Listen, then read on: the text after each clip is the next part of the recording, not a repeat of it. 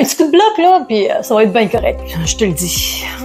Si tu penses ça, tu es en train de tuer l'adhérence de ta pose. Donc aujourd'hui, je vais t'expliquer la vraie différence entre une lime et un bloc sableur et pourquoi que cette seule distinction change tout dans la tenue de ta pose. Parce que chez Rouge Vernis, on sait que la beauté commence par la bonne technique. Imagine-toi un carrossier qui répare une voiture. Est-ce qu'il va commencer directement avec une pâte à polir pour faire briller le véhicule? Ben non, c'est sûr que non. Il va commencer plutôt avec un abrasif qui est rough, quelque chose de dur. Pourquoi? Pour corriger les défauts.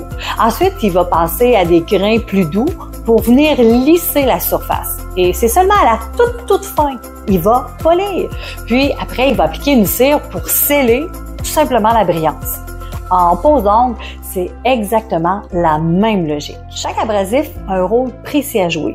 Et si tu utilises le mauvais abrasif au mauvais moment, ben tu viens de compromettre ta pose sans même t'en rendre compte. La lime dure, avec un grain de 100-180, c'est l'outil par excellence pour venir éliminer les bosses, égaliser la surface et venir affiner les petites imperfections à la cuticule. Aussi, le grain 180 peut aussi servir à préparer l'ongle naturel en retirant la brillance. C'est ce qui crée bien sûr l'adhérence et c'est une étape cruciale. Il y a aussi les limes éponges. Généralement, ils sont d'un grain de 100 à 180, mais comme celle que j'ai dans les mains, c'est de 100 à 220. C'est un outil qui est souple. Elle est finalement une transition très douce et parfois optimale, mais elle atténue les traces de lime sans enlever complètement l'agrippage. Mais il faut faire attention parce que mal utilisée, elle peut quand même réduire l'adhérence de façon considérable, donc à utiliser seulement si nécessaire. Le bloc sableur, lui, a un grain qui se situe entre 150 et 220 et c'est l'outil parfait en vue de faire une belle finition. Son rôle, c'est de venir adoucir au maximum les coups laissés par la lime avant de venir appliquer ta finition. Et surtout, il ne faut jamais, mais jamais préparer un ongle naturel avec un bloc sableur ou une lime éponge. Pourquoi? Parce que tu vas venir détruire l'agrippage que tu as créé avec ta lime. Et là, ben, qu'est-ce qui risque d'arriver? Ben, c'est un des facteurs de décollement. Donc, on fait pas ça. La lime polissoir ou encore le shiner a un grain de 600 et de 3000. C'est un abrasif qui est ultra fin et qui est parfait pour un lustré satiné naturel. C'est sûr qu'on l'utilise moins aujourd'hui parce qu'on recherche des finitions ultra brillantes. Mais si tu veux faire des poses d'ongles naturels haut de gamme, ben, c'est la finition pro par excellence.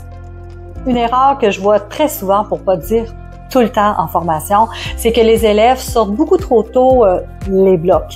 Ici, ils pensent venir graffiner, mais en réalité, elles sont tout simplement en train d'effacer l'agrippage. Et après, elles se demandent pourquoi, ben, ça lève, ça décolle, ça tient à peine quelques jours. Et là, on commence à accuser la colle, le gel ou peu importe le produit, ou encore même la cliente, alors qu'en réalité, c'est juste le mauvais abrasif au mauvais moment. Tu sais, les règles sont simples. Si tu cherches de l'adhérence, donc on va rester dans une lime dure avec un grain de 100-180. Si tu recherches à adoucir la surface avant ta finition, on va venir chercher soit une lime éponge ou encore un bloc sableur qui vont avoir des grains entre 100 et 220. Et il faut tout simplement aussi respecter l'ordre logique qui est corriger, adoucir, polir. Et là, tu vas voir une différence incroyable sur la tenue de tes poses et sur la brillance de tes finitions. Car c'est ça la vraie perfection accessible. Un geste technique simple qui garantit un résultat durable et surtout qui est la base de ta réussite. Et n'oublie jamais que la beauté commence par la bonne technique et ton succès commence ici. Maintenant, c'est à toi de jouer comme une pro. Et si tu veux d'autres trucs, astuces et précisions comme celle-ci pour pouvoir t'aider dans la réussite de tes poses ongles, ben abonne-toi tout de suite et active la cloche pour ne rien manquer parce que la prochaine capsule s'en vient très vite.